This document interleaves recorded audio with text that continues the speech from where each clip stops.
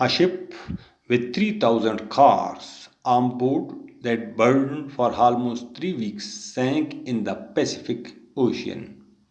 The cargo ship Morning Midas, with 3,000 cars on board, including 800 electric cars, which burned for about 3 weeks, sank in the Pacific Ocean in international waters near the coast of the United States at a depth of about 4.8 thousand meters, 482.8 kilometers southwest of Haddock, Alaska.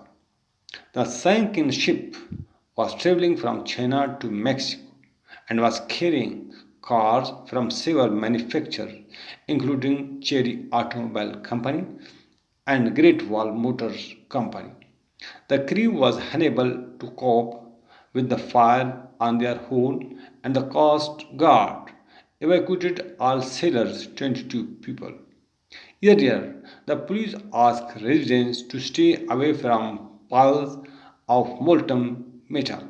When ignited, batteries can emit toxic fumes such as hydrogen fluoride.